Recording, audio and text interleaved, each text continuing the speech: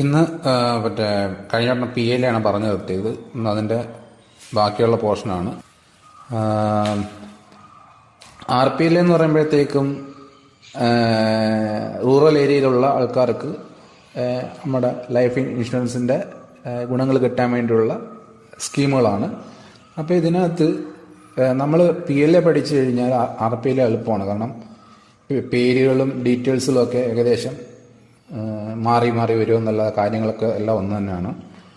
അപ്പം മറ്റിനകത്ത് നമ്മളൊരു ഇതിനകത്ത് യുഗൽ സുരക്ഷ എന്ന് പറഞ്ഞൊരു സ്കീം പറഞ്ഞായിരുന്നു പി എല്ലുടെ കേസിൽ. അതിനകത്തില്ല. അതിന് വേറെ 10 ഇയർ പോളിസിയാണ് വരുന്നത്. 10 years rural P L I അഥവാ ഗ്രാം പ്രിയ എന്നൊരു എക്സ്ട്രാ ഇത് വരുന്നുണ്ട്. ബാക്കിയെല്ലാം സെയിം തന്നെ, പേരൊക്കെ സെയിം തന്നെ. പേര് സെയിം എന്ന് വെച്ച് കഴിഞ്ഞാൽ ഇപ്പം നമ്മൾ whole life assurance, endowment assurance, convertible whole life assurance ഇങ്ങനെയൊക്കെ ആയിരുന്നു പി എൽ എ പോയത്. ഇതും അങ്ങനെ തന്നെയാണ് പോകുന്നത്. പക്ഷേ ഹിന്ദിയിലെ പേരുണ്ടല്ലോ, ഇപ്പം സുരക്ഷ, സന്തോഷ്, സുവിധ. അപ്പം അതിന് കോഡ് ഞാൻ പറഞ്ഞിരുന്നു കഴിഞ്ഞ വട്ടം. ഹോൾ സുരക്ഷ, പിന്നെ കൺവേർട്ടബിൾ സംവിധാനം എന്നൊക്കെ പറഞ്ഞു. അപ്പം അങ്ങനെ നമ്മൾ ആ ഒരു കോഡ് വെച്ചിട്ട് പി എൽ എയുടെ പേര് പഠിക്കുന്നു. ആർ പി എല്ലുടെ പേരിന് പഠിക്കണമെങ്കിൽ അതിൻ്റെ കൂടെ ഗ്രാം ചേർത്ത് കൊടുത്താൽ മതി. ഹോൾ ലൈഫ് അഷുറൻസിന് ഗ്രാം സുരക്ഷ, ഗ്രാം സന്തോഷ്, ഗ്രാം സുവിധ, ഗ്രാം സുമംഗള്, അങ്ങനെ ഗ്രാം ചേർത്ത് കൊടുത്തു കഴിഞ്ഞാൽ നമുക്ക് പി എൽ എ പോളിസിയുടെ ഹിന്ദിയിലെ പേരുമായി. പിന്നെ 10 years R P L A അല്ല 10 ഇയേഴ്സ് റൂറൽ പി എൽ ഐക്ക് ഗ്രാം പ്രിയ എന്നാണ് പേര്. അങ്ങനെ പുതിയ ടേം പഠിക്കാനുള്ളത്. ചിൽഡ്രൻസ് പോളിസി ഉണ്ട്, അതിന് ബാൽജീവൻ ഭീമ എന്ന് തന്നെയാണ്. വേറെ ഗ്രാം കൂടെ ചേർക്കരുത് അതിൻ്റെ കൂടെ. അപ്പോൾ ഇത്ര ആകുമ്പോഴത്തേക്ക് നമ്മൾ പേരുകൾ പഠിച്ചു കഴിഞ്ഞ് ഇനി ഡീറ്റെയിൽസ് ആണ്. ഹോൾ ലൈഫ് അഷുറൻസ് ഗ്രാം സുരക്ഷ. അപ്പോൾ അതിൻ്റെ minimum maximum age at entry 19 വയസ്സ് തൊട്ട് 55 വയസ്സ് വരെ ചേരാം. സം അഷ്വേർഡ് നമ്മൾ 10,000 രൂപയ്ക്കും 10 ലക്ഷത്തിനും ഇടയിൽ ചേരാം. അപ്പോൾ അതാണ് ഇതിൻ്റെ മെയിൻ ലിമിറ്റ് വരുന്നത്, ഈ 10,000 to 10 lakhs. പിന്നെ ലോൺ ഫെസിലിറ്റി 4 വർഷം കഴിഞ്ഞു, നമുക്ക് 3 വർഷം കഴിഞ്ഞ് സറണ്ടർ ചെയ്യാം. പിന്നെ ബോണസ് എന്ന് പറയുന്നത് 60 രൂപയാണ് 1000 രൂപയ്ക്ക്. പിന്നെ അപ്പോൾ അത്ര ആകുമ്പോഴത്തേക്ക് ഹോൾ ലൈഫ് അഷുറൻസ് തീർന്നു. എൻഡോമെന്റ് അഷുറൻസ് പറയുമ്പോഴത്തേക്കും ഏജ് 19 to 55 തന്നെ മിനിമം മാക്സിമം ഏജ്. സമ്മർഷയുടെ കാര്യവും നമുക്ക് ഈ ഹോൾ ലൈഫ് അഷുറൻസുമായിട്ട് വ്യത്യാസം വരുന്നില്ല, 10,000 to 10 lakhs. ലോൺ ഫെസിലിറ്റി 3 വർഷം കഴിഞ്ഞ്, സറണ്ടർ ചെയ്യേണ്ടത് 3 വർഷം കഴിഞ്ഞ്. ബോണസ് 48 രൂപ 1000 രൂപയ്ക്ക്. പിന്നെ അപ്പോൾ ഇത്ര ആകുമ്പോഴത്തേക്കും എൻഡോമെന്റ് അഷുറൻസിൻ്റെ കാര്യവും കഴിഞ്ഞ്. അടുത്ത convertible whole life assurance. Convertible whole life assurance എന്ന് പറയുമ്പോൾ നമുക്കറിയാലോ, കഴിഞ്ഞ തൊട്ട് ഞാൻ പി എല്ലുടെ കേസിൽ പറഞ്ഞു 5 വർഷം കഴിയുമ്പോൾ നമുക്ക് പോളിസി നമുക്ക് മാറ്റാം. ഇപ്പോൾ ഹോൾ ലൈഫ് അഷുറൻസ് WL ആയിട്ട് പോയിരിക്കുന്ന ഒരു പോളിസി നമുക്ക് മാറ്റി എൻഡോമെന്റ് അഷുറൻസ് ആയിട്ട് മാറ്റാം 5 വർഷം കഴിയുമ്പോഴത്തേക്ക്. ഇതും അങ്ങനെ സെയിം അത് തന്നെയാണ് വരുന്നത്. മാറ്റിയില്ലെങ്കിൽ ബോണസ് ആദ്യത്തെ WL അനുസരിച്ച് പോകും. മാറ്റിയെങ്കിൽ ബോണസ് ആ 5 വർഷം കഴിഞ്ഞ് പിന്നെ എൻഡോമെന്റ് അഷുറൻസ് കണക്ക് പോകും. ഇതിന്റെ ഏജ് എന്ന് പറയുന്നത് 19 to 45 ഇയേഴ്സ് ആണ്. ഇതിന് ചെറിയ വ്യത്യാസം വരുന്നുണ്ട്. ഇതുവരെ നമുക്ക് 19 to 55 ഇയേഴ്സ് ആയിരുന്നത് 19 to 45 ഇയേഴ്സ്. അപ്പോൾ അതൊന്ന് ശ്രദ്ധ കൊടുക്കുക. പിന്നെ minimum to maximum sum assured 10,000 to 10 lakhs, വ്യത്യാസമൊന്നും വരുന്നില്ല. ലോൺ ഫെസിലിറ്റി 4 വർഷം, സറണ്ടർ ഫെസിലിറ്റി 3 വർഷം. ബോണസ് എന്ന് പറയുന്നത് 60, 1000 രൂപയ്ക്ക് 60 തന്നെയാണ്. കൺവേർട്ട് ചെയ്യുകയാണെങ്കിൽ 48. അതിപ്പോൾ ഈ കൺവേർട്ടബിൾ ഹോൾ ലൈഫ് അഷുറൻസിന്റെ ബോണസ് നമ്മൾ പഠിക്കണ്ടല്ലോ. കാരണം ഈ ഹോൾ ലൈഫ് അഷുറൻസിന്റെ എൻഡോമെന്റ് അഷുറൻസിന്റെ മിക്സ് ആണ് കൺവേർട്ടബിൾ ഹോൾ ലൈഫ് അഷുറൻസ്. അപ്പോൾ ഇതിന്റെ ബോണസ് ഒന്നീ 60 അല്ലെങ്കിൽ 48 ആയിരിക്കും. കാരണം 60 കൺവേർട്ട് ചെയ്യാത്തപ്പം കൺവേർട്ട് ചെയ്യുകയാണെങ്കിൽ ഇത് 48 മാറും. അപ്പം അത് നമുക്ക് പ്രശ്നമില്ല, ഓർത്തിരിക്കാൻ അതിന്റെ ബോണസ്. അടുത്തത് ആന്റിസിപ്പേറ്റഡ് എൻഡോമെന്റ് അഷുറൻസ് ആണ്, ഗ്രാം സുമംഗൾ. അത് ആന്റിസിപ്പേറ്റഡ്, നമ്മൾ കഴിഞ്ഞോട്ട് പറഞ്ഞു ആന്റിസിപ്പേഷൻ, അതായത് പ്രതീക്ഷയുണ്ട്, എന്തോ പ്രതീക്ഷ, ഇടയ്ക്കിടയ്ക്ക് വല്ലതും കിട്ടും ആ പോളിസിയിൽ നിന്ന്. അപ്പം ഇതും ഇവിടെ അങ്ങനെ തന്നെയാണ്. ഇവിടെ നേരത്തെ കേസിൽ നമ്മൾ പി എല്ലുടെ കേസിൽ പറഞ്ഞ പോലെ അവിടെ 2 പോളിസി ആയിരുന്നു. അതായത് 15 ഇയറും 20 ഇയറും. അപ്പം ഇതിന്റെ മിനിമം ഏജ് എന്ന് പറയുന്നത് 19 വർഷമാണ്. മാക്സിമം ഏജ് എന്ന് പറയുന്നത് 20 വർഷ പോളിസിക്ക് 40 വയസ്സും 15 വർഷ പോളിസിക്ക് 45 വയസ്സ്. അതൊക്കെ ഓർമ്മിക്കുമ്പോൾ ശ്രദ്ധിക്കണം. സം അഷ്യൂർഡ് 10,000 to 10 lakhs, മാറ്റമൊന്നുമില്ല. പിന്നെ ഈ ഇടയ്ക്കിടയ്ക്ക് തരുന്ന കാര്യം 15 ഇയർ പോളിസിക്ക് അതിനകത്ത് വ്യത്യാസം ഒന്നും വരുന്നില്ല. PLA ആയിട്ട് 15 ഇയർ പോളിസിക്ക് 20% വെച്ച് 6 വർഷം കഴിഞ്ഞ്, 9 വർഷം കഴിഞ്ഞ്, 12 വർഷം കഴിഞ്ഞ്, പിന്നെ ബാക്കി വരുന്ന 40% അക്കോർഡ് ബോണസും മെച്യൂരിറ്റി ടൈമിൽ കിട്ടും. അടുത്ത 20 വർഷം പോളിസി, അതിൽ 20%, അതായത് 20% സം അഷ്യൂർഡിൻ്റെ 20% 8 വർഷം കഴിയുമ്പോൾ, 12 വർഷം കഴിയുമ്പോൾ, 16 വർഷം കഴിയുമ്പോൾ കിട്ടുന്നു. ബാക്കി 40% of sum assured plus accrued bonus on maturity. ഇനി എളുപ്പം പോകുന്നത് എന്താണെന്ന് വെച്ച് കഴിഞ്ഞാൽ കഴിഞ്ഞ വട്ടം പറഞ്ഞ സെയിം കാര്യം തന്നെയാണ്. ഇതിൻ്റെ ലാസ്റ്റ് ഡിക്ലെയർഡ് ബോണസ് എന്ന് പറയുന്നത് 45 രൂപയാണ്. 1000 രൂപയ്ക്ക് 45 രൂപ. ലോണും ഇല്ല, സറണ്ടറും ഇല്ല ആൻറ്റിസിപ്പേറ്റഡിന്. പിന്നെ അടുത്തത് ഗ്രാം പ്രിയ 10 years റൂറൽ, 10 years RPLI, അല്ലെങ്കിൽ 10 years റൂറൽ PLI. അപ്പം ഇതിനകത്ത് ഇത് 10 വർഷത്തെ പോളിസിയാണ്. നമ്മൾ ആ പേര് തന്നെ ഉണ്ടല്ലോ, 10 വർഷത്തെ പോളിസിയാണ്. ഇതും ഈ ആൻറ്റിസിപ്പേഷൻ പോലെ ഇടയ്ക്കിടയ്ക്ക് എടുത്ത് തട്ടിത്തരുന്ന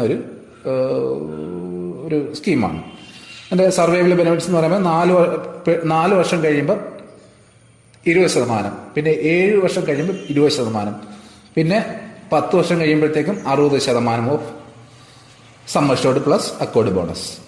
അതായത് 4 വർഷം കഴിയുമ്പോൾ, 7 വർഷം കഴിയുമ്പോൾ, പിന്നെ 10 വർഷം കഴിയുമ്പോഴത്തേക്കും. അപ്പം മാറിപ്പോകരുത്. ഇവിടെ 20%, പിന്നെ നേരത്തെ കേസിൽ 9, 6, 9, 12, 3 വരുന്നുണ്ട്. ഇപ്പം ഇതിനകത്ത് 2 എടുത്തേ വരുന്നുള്ളൂ. 20%. സോ 60% നമുക്ക് ലാസ്റ്റ് വരുന്നത്. പിന്നെ ഇതിനകത്ത് minimum and maximum age at entry എന്ന് പറയുന്നത് 20 to 45 years ആണ്. പിന്നെ minimum some assured 10,000 to 10 lakhs, നേരത്തെ പോലെ തന്നെ. ലാസ്റ്റ് ഡിക്ലെയർഡ് ബോണസ് എന്ന് പറയുന്നത് 45 രൂപയാണ്. 1000 രൂപയ്ക്ക് 45 രൂപ. പിന്നെ ലോൺ ഫെസിലിറ്റി ഇല്ല, സറണ്ടർ ഫെസിലിറ്റി ഇല്ല. അപ്പം ആലോചിച്ച് വെച്ചോണം. ഈ അടുത്തടുത്ത് വരുന്ന ആൻറ്റിസിപ്പേറ്റഡിനും ഗ്രാം പ്രിയയ്ക്കും, അതായത് ഇതെല്ലാം ഇടയ്ക്കിടയ്ക്ക് എടുത്ത് തട്ടിത്തരുന്നതാണ്. ഇടയ്ക്കിടയ്ക്ക് എടുത്ത് തട്ടിത്തരുന്നത് ഞാൻ കഴിഞ്ഞ വട്ടം പറഞ്ഞ് അങ്ങനെ തരികയും വേണം, പിന്നെ ലോണും ഇതുകൂടെ തരണോ, അതിനകത്ത് ഇതെല്ലാം ഇടയ്ക്കിടയ്ക്ക് കിട്ടുകയും വേണം, ലോണും തരണമെന്ന് പറഞ്ഞാൽ നടക്കത്തില്ല. അപ്പോൾ അത് ഓർത്ത് വെച്ചിരുന്നാൽ മതി. ഇപ്പോൾ ആൻറ്റിസിപ്പേറ്റഡ് പോളിസിയും ഈ 10 years റൂറൽ PLAയും ഇടയ്ക്കിടയ്ക്ക് എടുത്ത് തട്ടിത്തരുന്ന സ്കീമുകളാണ്. സോ അതിന് ലോൺ ഫെസിലിറ്റി ഇല്ല, സറണ്ടർ ഫെസിലിറ്റി ഇല്ല. ഓക്കെ. അടുത്തത് ലാസ്റ്റത്തെ ചിൽഡ്രൻ പോളിസി. അത് നേരത്തെ PLAയുടെ കേസിൽ പറഞ്ഞ പോലെ തന്നെ അത് scheme provides life insurance cover to children of policy ഹോൾഡേഴ്സിൻ്റെ മക്കൾക്ക്, 2 മക്കൾക്ക്, മാക്സിമം 2 children. അതിനകത്ത് കുട്ടികളുടെ വയസ്സെന്ന് പറയുന്നത് 5 to 20. പിന്നെ ഇതിനകത്ത് വ്യത്യാസം വരുന്നത് വെച്ച് കഴിഞ്ഞാൽ സം അഷ്യൂർഡിൻ്റെ ലിമിറ്റിന് വ്യത്യാസം വരുന്നുണ്ട്. മാക്സിമം സം അഷ്യൂർഡ് 1 lakh, മറ്റന്നാൾ 3 lakh ആയിരുന്നു പറയുന്നത്. PLAയുടെ കേസിൽ ഇതിനകത്ത് 1 lakh ആണ് മാക്സിമം ലിമിറ്റ്. 1 lakh അല്ലെങ്കിൽ പോളിസി ഹോൾഡറുടെ സം അഷ്യൂർഡോ ഏതാണോ കുറവ് അത്. പിന്നെ policy holder should not be over 45 years of age. അതായത് പേരൻറ്റ് 45 വയസ്സിൽ കൂടാൻ ആവരുത്. അയാളുടെ പേരൻറ്റിൻ്റെ വയസ്സെന്ന് പറയുന്നത്, അതായത് പോളിസി ഹോൾഡറായ പേരൻറ്റിൻ്റെ വയസ്സെന്ന് പറയുന്നത്. No medical examination of child is necessary. ചൈൽഡിൻ്റെ മെഡിക്കൽ എക്സാമിനേഷൻ ആവശ്യമില്ല. No loan facility, no surrender facility. ലോണും ഇല്ല, സറണ്ടറും ഇല്ല. പിന്നെ ബോണസ് എന്ന് പറയുന്നത് 48 രൂപ 1000 രൂപയ്ക്ക്. ഓക്കെ. ഇപ്പം ഇത്ര ആകുമ്പോഴത്തേക്കും RPLI സെക്ഷനും തീർന്നു. അപ്പോൾ നമ്മൾ ഇതോടെ PLAയും കംപ്ലീറ്റ് ആയി, RPLAയും കംപ്ലീറ്റ് ആയി. ഇനിയുള്ളത് കുറച്ച് ഞുറുക്ക് കാര്യങ്ങളാണ്. നമ്മൾ PLAയുടെ കേസിൽ പറഞ്ഞ പോലെ അതിനകത്ത് കുറച്ച് വരുന്ന കാര്യങ്ങൾ, ഈ അഡീഷണൽ വരുന്ന കാര്യങ്ങൾ. അതായത് പറയുന്ന all the schemes have compulsory medical examination. ഇതിൻ്റെ എല്ലാം കമ്പൽസറി ആയിട്ടുള്ള മെഡിക്കൽ എക്സാമിനേഷൻ നമ്മൾ ചെയ്യാറുണ്ട്. പിന്നെ ഇനി അടുത്ത കുറച്ച് ഡേറ്റകൾ പറയുകയാണ്. ഇതെന്ന് പറയുന്നത് ഈ പല പ്രൂഫുകൾ വെച്ചുള്ള പല കണ്ടീഷൻസ് വെച്ച് ഈ പോളിസികൾ തുടങ്ങുമ്പം ഇതിൻ്റെയൊക്കെ ലിമിറ്റുകൾ മാറും. അത് നിങ്ങൾ പഠിച്ചു നോക്കുമ്പോഴത്തേക്കും നമ്മൾ ഒറിജിനൽ ഡേറ്റയും ഇതുമായിട്ട് തിരിഞ്ഞു പോകുന്നുണ്ടെങ്കിൽ ഈ ഒരു ഭാഗത്തേക്ക് പോകാതിരിക്കുക. അല്ലെങ്കിൽ പഠിക്കാൻ പറ്റുന്ന കൺഫ്യൂഷൻ ഉണ്ടാകുന്നില്ലെങ്കിൽ ഇതും കൂടെ ചേർത്ത് പഠിക്കുക. അതായത് for the non medical policies maximum limit of sum assured is ₹1 lakh. അതായത് and the maximum age is 35 years. അതായത് ഇപ്പോൾ നമ്മൾ എല്ലാ സ്കീമിനും കമ്പൽസറി മെഡിക്കൽ എക്സാമിനേഷൻ ഉണ്ടെന്ന് പറഞ്ഞു. എന്നാൽ നോൺ മെഡിക്കലായിട്ടാണ് നമ്മൾ പോളിസികൾ എടുക്കണമെന്നെങ്കിൽ അവിടെ maximum limit of sum assured 1 lakh ആയിട്ട് മാറും. പിന്നെ മാക്സിമം ഏജ് എന്ന് പറഞ്ഞാൽ 35 years ആയിട്ട് മാറും. ഈ ഒരു ഡേറ്റ നിങ്ങൾക്ക് നേരത്തെ നമുക്ക് മെഡിക്കൽ പോളിസികളുമായിട്ടുള്ള എന്തോ കൺഫ്യൂഷൻ ഉണ്ടാകുന്നില്ലെങ്കിൽ ഇത് കൂടെ പഠിച്ചു വെച്ചേക്കാം, ചിലപ്പോൾ ചോദിക്കാൻ സാധ്യതയുണ്ട്. പിന്നെ അടുത്ത maximum aggregated maximum sum assured limit of non medical RPL policies with non standard age proof will remain ₹25,000. അതായത് sum assured limit for non medical RPL policy with non standard age proof. Non medical പോളിസിയുമാണ്, പിന്നെ കൂടെ non standard age proof വെച്ചാണ് നമ്മൾ തുടങ്ങുന്നത് വെച്ച് കഴിഞ്ഞാൽ അതിൻ്റെ മാക്സിമം സം അഷ്യൂർഡ് എന്ന് പറഞ്ഞാൽ ₹25,000 ആയിരിക്കും. അപ്പോൾ ഈ ഒരു കേസിലാണ് നമുക്ക് എന്താണ് നോൺ സ്റ്റാൻഡേർഡ് ഏജ് പ്രൂഫ്, എന്താണ് സ്റ്റാൻഡേർഡ് ഏജ് പ്രൂഫ് എന്ന ചോദ്യം വരുന്നത്. അങ്ങനെയുള്ള ചോദ്യം ഇതിനകത്ത് വരുവാണെങ്കിൽ സ്റ്റാൻഡേർഡ് ഏജ് പ്രൂഫ് എന്ന് പറയുന്നത് ബർത്ത് സർട്ടിഫിക്കറ്റ് അല്ലെങ്കിൽ സ്കൂൾ സർട്ടിഫിക്കറ്റ് അല്ലെങ്കിൽ mark sheet, PAN card, passport, driving licence, ഇതൊക്കെയാണ് standard age proof. Non standard age proof എന്ന് വെച്ചാൽ Aadhaar card, voter's ID, horoscope എന്ന് പറഞ്ഞാൽ ജാതകം, പിന്നെ elders declaration in the presence of magistrate on stamp paper, പിന്നെ medical examiners approximate age certificate, declaration by insurant തന്നെ ചെയ്യുന്ന declaration note on stamp paper, countersigned by panchayat member അല്ലെങ്കിൽ secretary അല്ലെങ്കിൽ തഹസിൽദാർ അല്ലെങ്കിൽ BDO. അപ്പോൾ ഇതിനകത്ത് നമുക്ക് ഓർത്തിരിക്കാനുള്ളത് ആധാറും വോട്ടേഴ്സ് IDയും നോൺ സ്റ്റാൻഡേർഡ് ഏജ് പ്രൂഫ് എന്നാണ് ഓർത്തിരിക്കേണ്ടത്. കാരണം ബാക്കിയുള്ള ഈ ജാതകം മറ്റേ medical examination approximate age certificate എന്ന് കേൾക്കുമ്പോഴേ നമുക്കറിയാം അത് നോൺ സ്റ്റാൻഡേർഡ് ഏജ് പ്രൂഫാണ്. അതുകൊണ്ട് ആധാർ കാർഡും voter's ID non standard age പ്രൂഫാണെന്ന് മാത്രം ഓർത്തിരുന്നാൽ മതി. ബാക്കിയുള്ളതൊക്കെ നമുക്ക് ഓപ്ഷൻ വരുമ്പോഴത്തേക്ക് പിടികിട്ടും അത് നോൺ സ്റ്റാൻഡേർഡ് ആയിട്ടുള്ള ഏജ് പ്രൂഫാണെന്ന്. അപ്പം ഞാൻ ഈ പറഞ്ഞ എക്സ്ട്രാ കാര്യങ്ങൾ നിങ്ങൾക്ക് കൺഫ്യൂഷൻ ഇല്ലാതെ ഓർത്തിരിക്കാൻ പറ്റുന്നെങ്കിൽ പഠിച്ചു വയ്ക്കുക. കൺഫ്യൂഷൻ ഉണ്ടാകുന്നെങ്കിൽ അത് നോക്കാതെ പോവുക. നോക്കാതെ പോകുമ്പോഴത്തേക്കും ഇതിനകത്ത് ഇമ്പോർട്ടൻ്റ് ആയിട്ട് വരുന്നത് ഇതിനകത്ത് പറയുന്നത് ഈ maximum aggregate sum assured for non medical RPL policy with non standard age proof 25,000 രൂപയാണെന്നുള്ള കാര്യം എങ്കിലും ഓർത്തു. അത് ഇച്ചിരി ഇമ്പോർട്ടൻ്റ് ആയിട്ടുള്ള കാര്യമാണ്.